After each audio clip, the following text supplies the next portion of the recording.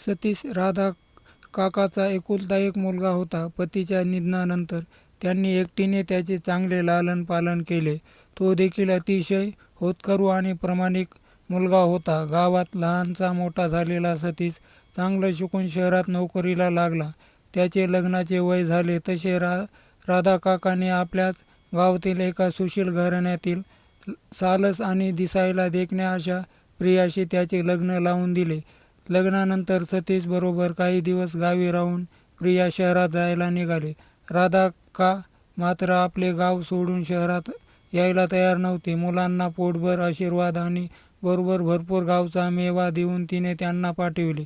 इतके वर्ष गावात राहिलेल्या प्रियाला शहराचे मोठेच अपूर्व वाटत होते. लवकरच ती तिथल्या आधुनिक वातावरणात रमली. हळूहळू प्रियाला इकडचे राहणीमान वेशभूषा आवडू लागली. आपल्या शेजारच्या घरातील आर्थिक सुबत्ता बघून आपल्याकडे पण या सर्व सुखसोयी असाव्यात असे तिला मनोमन वाटत असे.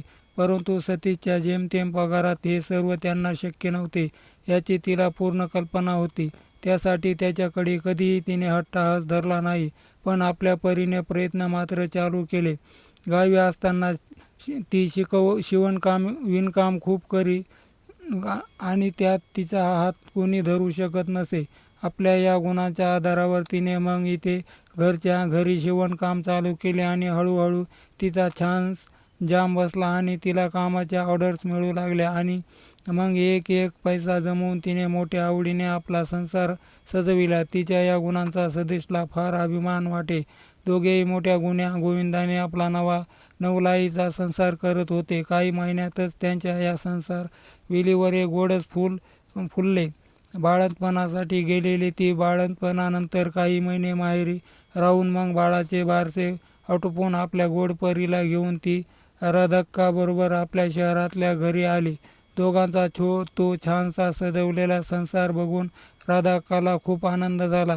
बाळ जरा मोठे होई तोवर त्या तिथे राहिल्या आणि मग परीचा पहिला वाढदिवस साजरा करून त्या मोठ्या समाधानात आपल्या गावी परतल्या. सतीशला नेहमीच आपल्या गुणी बायकोचे खूप कौतुक करत असे. किती पटकन तिने स्वतःला इथल्या वातावरणात सामावून घेतले आणि सगळ्याशी छान जुळवून घेतले होते.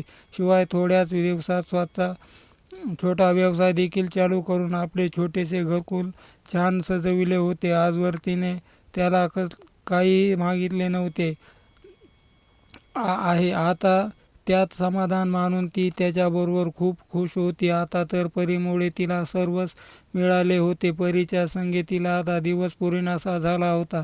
तिच्या गोड कौतुकात दिवस मजेत जात होते. सतीशचे पण एक स्वप्न होते, आपल्या बायकोसाठी काहीतरी नवे घेण्याचे. प्रत्येक स्त्रीला दागिन्याची हौस असते, तशी ती प्रियाला पण होती. आजवर लग्नात दिलेल्या एक पदरी सोन्याच्या मंगळसूत्रा खेरीज त्याने तिला काहीही घेतले नव्हते. पण तिने एका शब्दाने कधी काही घेण्यासाठी हट्ट केला नव्हता. तेव्हा लग्नाच्या येत्या वाढदिवसाला प्रियाला एक नाजूकसे नेकलेस गिफ्ट देण्याचे त्याने मनोमन ठरविले होते. इकडे पाहता पाहता परी 3 वर्षाची झाली आणि तिची शाळेची खटपट चालू झाली. प्रियाला तेथील सगळ्यात चांगल्या शाळेत आपल्या परीला घालायचे होते.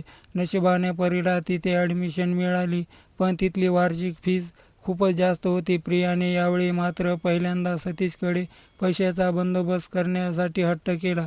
सतीशने साठवलेल्या पैशातून परीची शाळेत ॲडमिशन घेतली, त्यामुळे प्रिया खुश होती. आज त्यांच्या लग्नाचा वाढदिवस होता. प्रियाने सतीशच्या आवडीची साडी नेसली होती. ती आतुरतेने त्याची वाट बघत होती. संध्याकाळी सतीश ऑफिसमधून आला आणि तिने दार उघडताच टवटवीत मोगऱ्याचा सुंदर गजरा हळूच त्याने तिच्या केसात माळला आणि म्हणाला, प्रिया, तुझ्यासाठी नेकलेस घेणार होतो ग, पण नाही जमले.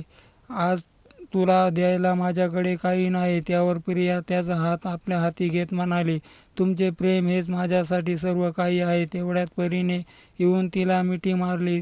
तिचा तो स्पर्श होताच प्रियाला तिला बिलगत म्हणाली, हाच तर माझा सर्वात मौल्यवान दागिना आहे. तुम्ही दिलेला याची सर तर कुठल्याच दागिन्याला नाही. सतीशने अलगद दोघींना आपल्या कवेत घेतले. मित्रांनो, कथा आवडली असेल तर व्हिडिओला लाईक आणि चॅनलला सबस्क्राईब जरूर करा. धन्यवाद.